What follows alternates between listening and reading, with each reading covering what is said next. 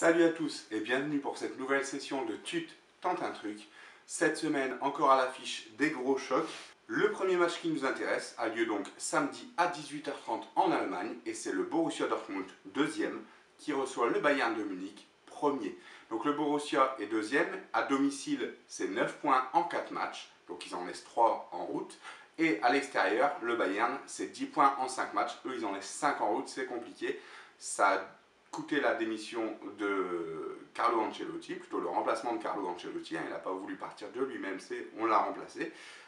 Ils ont eu deux destins opposés en Ligue des Champions cette semaine. Le Bayern a été s'imposer 2-1 au Celtic Glasgow, donc ils sont dans le groupe de Paris, donc ils vont logiquement terminer derrière Paris. Il y a très peu de chances, vu la différence de but parisienne, que le Bayern s'impose et passe premier de ce groupe. Donc ils vont très clairement finir second. A l'opposé, mercredi, le Dortmund a été accroché sur sa pelouse face à l'Hapoel Nicosie, comme il y a 15 jours, à Chypre. Ils ont fait match nul malgré de nombreuses occasions. Aubameyang n'a pas été en réussite, il a tiré sur la barre, ses coéquipiers n'ont pas été en réussite de même. Il y a de nombreux blessés dans chaque équipe. Du côté de Dortmund, c'est Rode, c'est Reus, c'est Piszczek, c'est Durm. Du côté du Bayern, c'est Müller, c'est leur gardien emblématique Neuer, c'est Ribéry. Il n'y avait pas Lewandowski mardi, on peut espérer un retour de Lewandowski samedi. C'est pourquoi sur ce match, moi, vu les états de forme des deux équipes, je vous conseille une victoire du Bayern, côté à 2 sur Winamax et à 1,90 sur PMU. Le deuxième match qui nous intéresse a lieu dimanche en Première Ligue et c'est Manchester City qui reçoit Arsenal, le premier qui reçoit le cinquième. Manchester City à domicile, c'est 13 points en 5 matchs. Ils ont seulement fait un match nul contre Everton, sinon tout le reste ce sont des victoires. En face, on a Arsenal. Arsenal, c'est 4 points en 5 matchs à l'extérieur. Ils ont notamment été battus à Liverpool, à Stoke ou encore à Watford. C'est très compliqué pour Arsenal cette année, même s'ils ont recruté un super attaquant avec la personne d'Alexandre Lacazette. C'est très compliqué pour eux. On pouvait s'attendre à un autre début de saison d'Arsenal, mais c'est toujours un petit peu galère à Arsenal avec Wenger qui s'accroche à son poste malgré les nombreuses demandes de remplacement de ses supporters. Bon, il n'y a rien à dire, il fait un travail super Wenger, mais bon, c'est vrai que là ça commence à s'essouffler un peu du côté d'Arsenal. Ils ont eu deux parcours comme Dortmund et le Bayern très opposés cette semaine en Ligue des Champions et en Europa League, vu que Arsenal joue l'Europa League cette année. Alors en Ligue des Champions, mardi, Manchester City s'est imposé à Naples 4-2, a validé sa qualification pour les huitièmes de finale. Agüero a encore été énorme. Les défenseurs ont tous les deux marqué, en la personne de Otamendi et de Stones. C'est plus facile pour Manchester City, ils étaient menés face à Naples, ils ont réagi, ils se sont imposés 4-2 donc. Arsenal a fait match nul jeudi, lui, sur sa pelouse contre l'Étoile Rouge de Belgrade 0-0.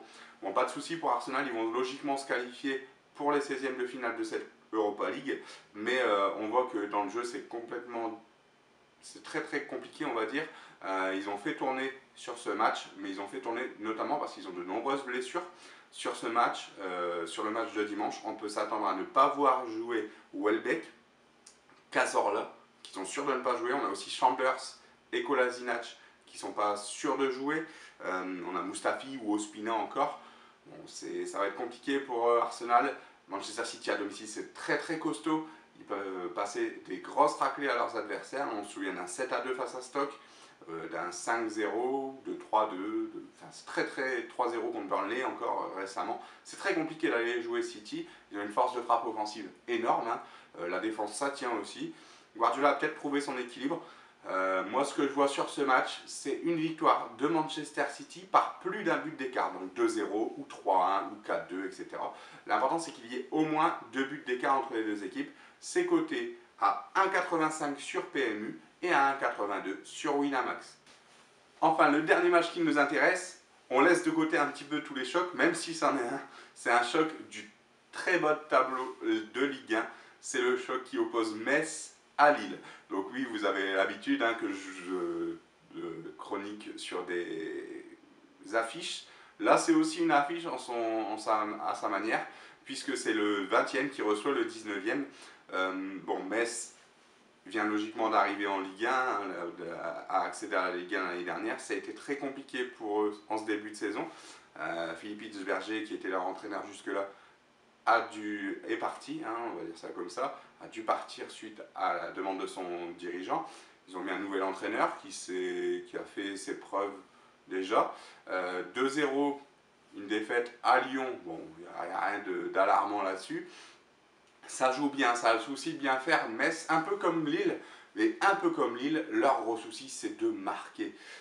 Ils n'ont pas de vrai attaquant. Alors on se moque souvent de Diabaté pour Metz ou de Nolan Roux. De l'autre côté, à Lille, il n'y a pas de vrai attaquant de pointe. Le seul qu'il y avait c'était Depréville et ils l'ont vendu à Bordeaux. Bon, je vois un match avec des occasions, mais malheureusement, je ne pense pas qu'il y ait beaucoup de buts sur ce match. Et je vois même un match très compliqué à pronostiquer. Donc moi quand c'est ça, ce que je fais, c'est que je fais un match nul. Le match nul il est coté à 3,15 sur PMU et à 3,20 sur Winamax. C'est tout pour cette semaine. On est vendredi, on espère que tout va bien se passer pour vos pronostics. N'hésitez pas à liker, à commenter, à nous dire un petit peu, que ce soit sur Instagram ou YouTube, ce que vous allez mettre comme prono. N'oubliez pas que le vendredi, tu t'es permis. Bonne fin de semaine, bon pari et bon week-end. Salut à tous!